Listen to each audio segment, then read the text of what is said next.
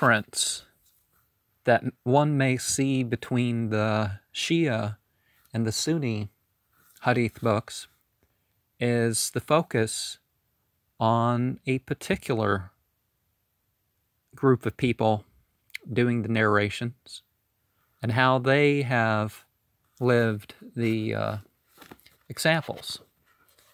But there's a confusion of what the Shia versus the Sunni would have to say about who should be caliph. Saying 188 from Nahjul Balagha makes clear that it's not about who you know or who you descend from. That wasn't their purpose at all, about saying who should be the leader of the community.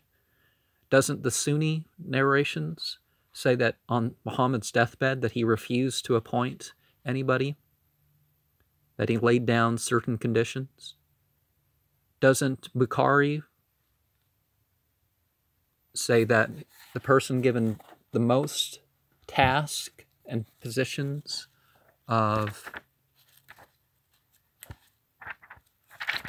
rulership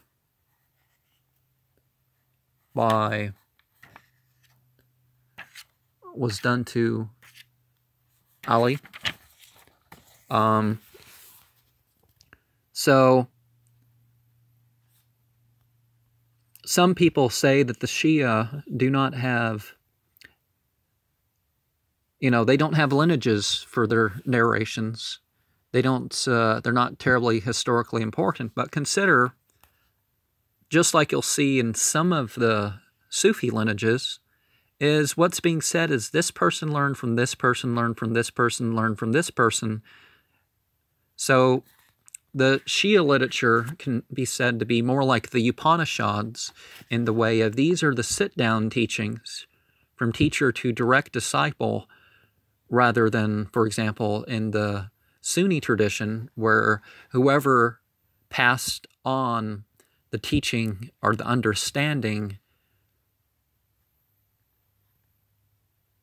if it's put to the scrutiny of what does the Quran say and what is the history of the people who are listed in the chain, the Shia tradition has that too, but it's specific. It's the closest disciple, and that's what's meant by that. And you'll find, but there is also the focus on their own understanding. And I suppose in this, amongst the Shia too, but also among the Sunni, particularly among the Sunni, there ends up being a confusion in some parts.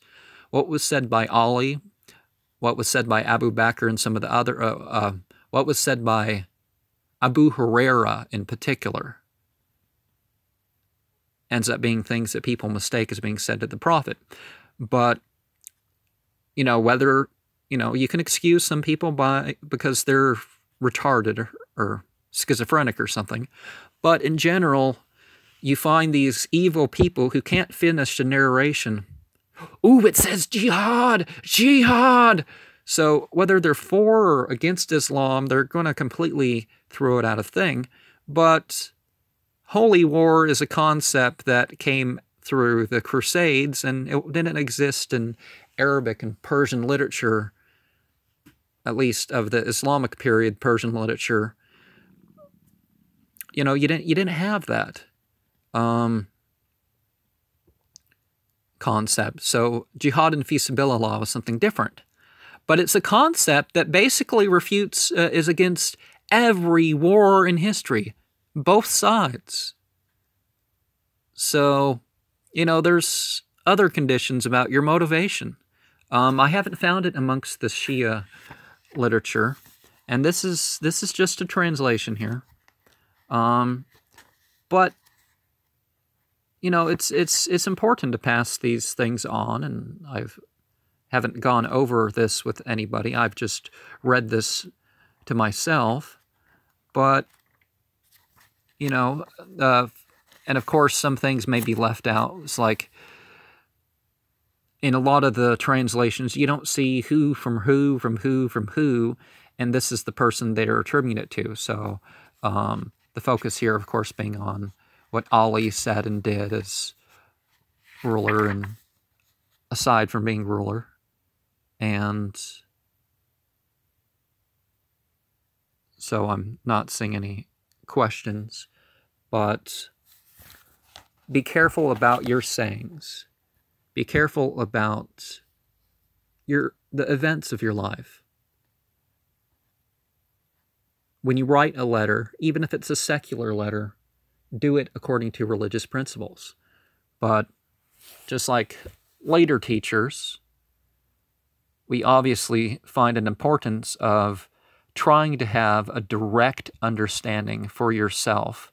And that is the example that Ali ibn Talib has done for us, is that he has an example of him, somebody who directly understood what the Prophet had to say, what he had to do. He took counsel from others, particularly as ruler. He considered others' opinions otherwise. There's definitely the warning about you have, largely things are live and let live. There's right and wrong, and you can address that, but you don't, you don't look at these things and say, be grounded in your opinions. But as far as other people, some people are just in the spiritual game for some sort of worldly benefit. You can benefit yourself spiritually through the world. But particularly, those hypocrites are just in it to make money or be famous or something. They, leave the guy alone. He's just in it to, get what he's going to get out of it. But so there's a constant benefit. So a lot of the misunderstandings that one can find about Islam will be undone by reading such a book as this. Whether that's what people have to say about women or clothes and learning, or I don't know. There's a lot of things that people can misunderstand, either in their supposed political or popular Islam sense. But Shiism's not exactly completely the vessel of polytheism and other un-Islamic things that people say it is, unless you consider it as a whole, and a lot of the stuff that, it's linked to Islam, it's half Islam, but half Islam is not good enough. But that's the graphic I should have used there. Assalamu alaikum wa rahmatullahi wa barakatuh.